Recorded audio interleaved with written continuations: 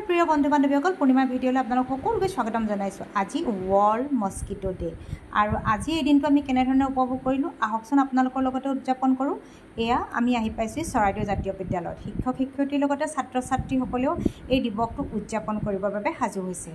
World mosquito day নাইবা বিশ্ব মহ দিৱস প্ৰতি বছৰে 20 আগষ্টৰ দিনটোত পালন কৰা হয়। মহৰ পৰা হোৱা ৰোগৰ বিষয়ে সজাগতা সৃষ্টি কৰিবলৈ এই দিৱস পালন কৰা হয়।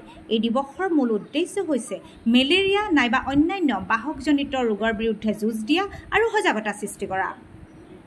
বন্ধু বান্ধৱীসকল, পৰিৱৰ্তনৰ লগে লগে ডেংগু, মেলেৰিয়া, জাপানী এনকেফেলাইটিছ, ফাইলেৰিয়া আদি মহৰ দ্বাৰা সংক্ৰমিত ৰোগৰ আশংকাও বৃদ্ধি পাবলৈ আৰম্ভ কৰিছে। গতিকে এই ৰোগবোৰ প্ৰতিৰোধ কৰিবৰ বাবে আমি সকলোৱে সাৱধান হোৱা উচিত। সেয়েহে সকলোৱে পৰিষ্কাৰ পৰিচ্ছন্ন হৈ থাকক, মহৰ কামোৰৰ পৰা বিৰত থাকক, লগতে মহৰ বংশবৃদ্ধি ৰোধ কৰাত আপোনালোক সকলোৱে সজাগ হওক।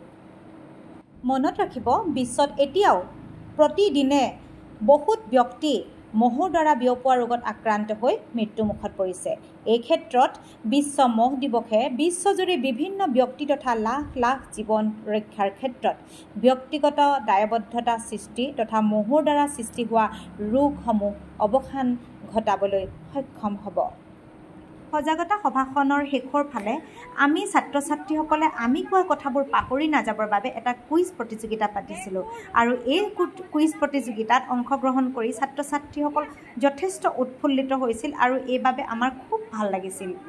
ইয়াৰ লগতে বিদ্যালয়ৰ শিক্ষক শিক্ষয়িত্ৰীসকলৰ সঠিক পৰিকল্পনা আৰু ভাল নেতৃত্বৰ বাবে আমাৰ আজি এই সভাখন খুব সুন্দৰকৈ পৰিচালনা হৈছিল আৰু তাৰ লগতে বিদ্যালয়ৰ শিক্ষক শিক্ষয়িত্ৰীসকলে আজি সভাখনৰ বাবে তেওঁলোকে নিজৰ মনৰ প্ৰতিক্ৰিয়া আমাৰ আগত কেনেধৰণে প্ৰকাশ কৰিছিল তাকো আপোনালোকৰ বাবে আগবঢ়ালে।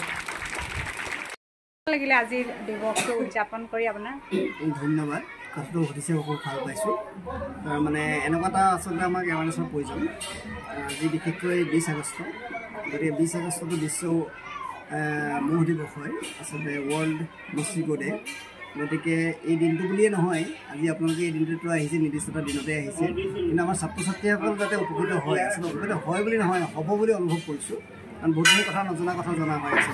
মহৰ পৰা কিমানখিনি বেমাৰ আজাৰৰ পৰা কেনেকৈ বাচিব লাগে, মহৰ পৰা কি কি আচলতে বেমাৰ বিয়পিব পাৰে, মহ মানে কেনেকৈ মহৰ বেমাৰৰ পৰা নিৰাময় পাব পাৰি, এই কথাবিলাক আচলতে আপোনালোকৰ মুখৰ পৰা আজি আচলতে ছাত্ৰ ছাত্ৰীসকলে গম পাইছে। আমি ক'লেও আপোনালোকৰ দ্বাৰা ক'লে অন্তত যথেষ্টখিনি উপকৃত হৈছে, ভাল লাগিছে। অনুষ্ঠানটো আপোনাৰ মনোগ্ৰাহী হ'লনে নাই? অনুষ্ঠানটো মনোগ্ৰাহী হ'ল কাৰণেতো আপোনাক কৈছোঁ যে খুব ছাত্ৰ ছাত্ৰীসকল উপকৃত হ'ব বুলি অনুভৱ কৰিছোঁ। কথাটো আমাৰ পাঠ্যপুথিৰ লগত সংগত হৈ থাকিলেও নাথাকিলেও, কিন্তু এনেকৈ আচলতে সন্মুখকে আপোনালোকে যেনেকৈ বক্তব্য আগবঢ়াইছে, গতিকে সম্পূৰ্ণ সূক্ষ্মভাৱে কথাখিনি বুজাই দিছে, এইখিনি নিশ্চয় উপকৃত হ'ব থাকে। আজি ভাল পাইছোঁ। ধন্যবাদ। কেনেকুৱা লাগিলে আজি আমাৰ লগত আজি দিনটো অতিবাহিত কৰি?